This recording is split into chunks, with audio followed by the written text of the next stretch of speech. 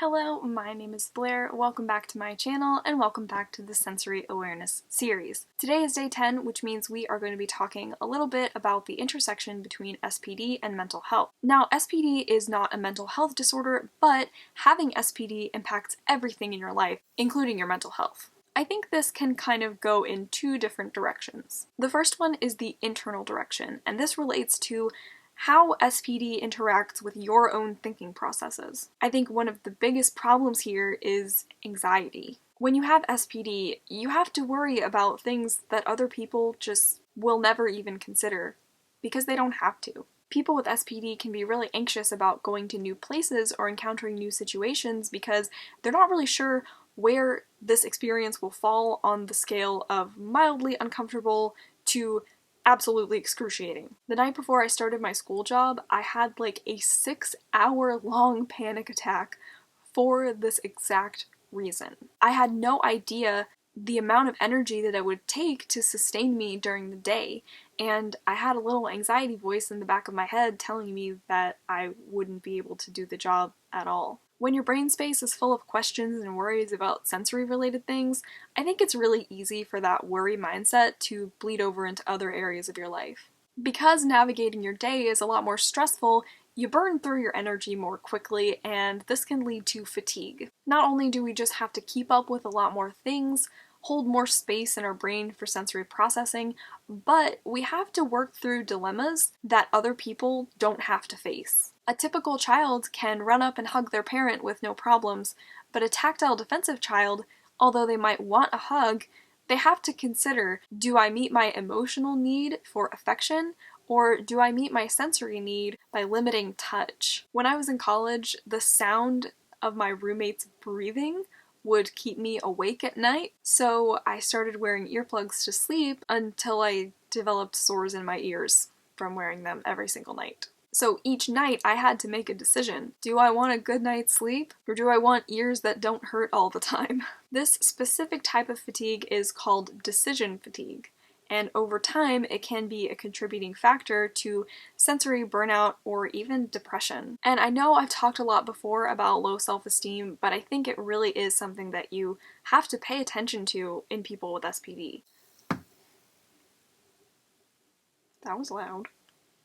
It's very disheartening to feel like you don't or can't measure up to the people around you. And this is another contributing factor to depression and social withdrawal in people with SPD. For example, a child with SPD who doesn't mask very well and has a lot of obvious sensory behaviors might experience bullying in school. The second one is the external aspect, and this has to do with how people interact with you because of your SPD. And there's quite a range of reactions here. Some people just don't know about SPD or don't know that you have SPD, and so they will be thinking of you in their mind as a neurotypical person, and then when you do something that a neurotypical person wouldn't do, sometimes they get confused. And then you have to explain for the 50th time this week that I have a condition called sensory processing disorder. It is a neurological condition that impacts my sensory integration. It affects my ability to interact with my environment, understand speech, participate in social interaction. And then you have to go get a glass of water, because by the time you get to the end of the spiel, your mouth feels like the Sahara Desert. But I'll take that any day over the other reaction, which is anger. Sometimes people jump to conclusions that we are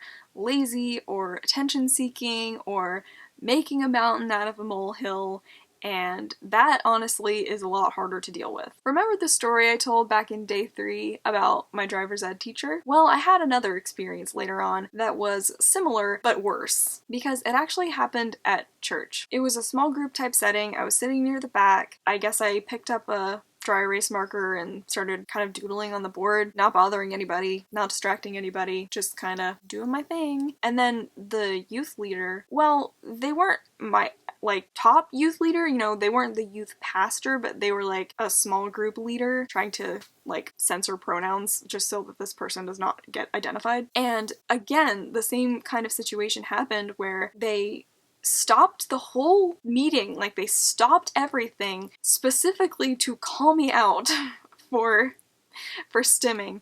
And they actually said, in front of everybody, that people like me were the reason that they became frustrated when like working with youth, because this age group was so disrespectful and did not pay attention. Honestly, that experience was painful enough for me to stop trying at church. So it really only takes one huge painful experience for a person to just give up. And once they've given up, it's really hard to get them to try again. There's another kind of fatigue that comes into play here, and this is called advocacy fatigue. This is something that is experienced a lot by activists and by people in professions where they have to spend a lot of time thinking about how to solve difficult problems or just like defend people if they work in defense of people. People with disabilities go through this a lot, fighting for accommodations in their school or workplace, fighting insurance companies to get things paid for. In that moment, I had to make a decision, and I decided not to speak up for myself, partially because of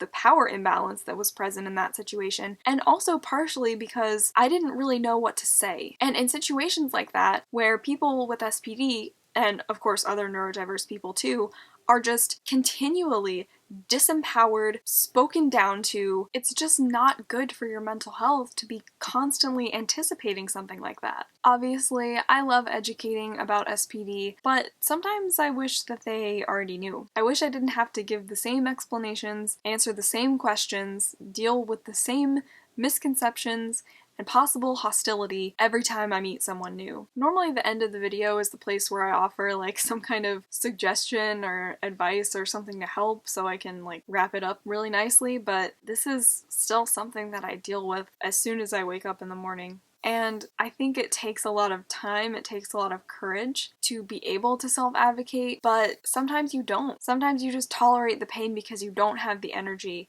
to expose yourself to a possible argument or a possible, conversation where you have to justify your own existence. It's a cost-benefit analysis basically every second of our lives. I wish I had some kind of neat little ending sentence to put on this video, but I really don't. I've had honestly a really difficult time trying to even get this video done because I feel like I can't really see the forest for the trees right now. So I guess I'll just say some cliche but true advice. You don't know the battles that other people are facing, so treat everyone with kindness. Thank you for watching this video, and thank you for bearing with me.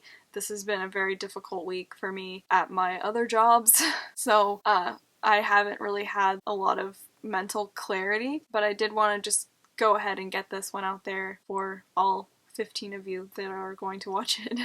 Remember to do something sensational today, and hopefully I will see you back tomorrow. Bye!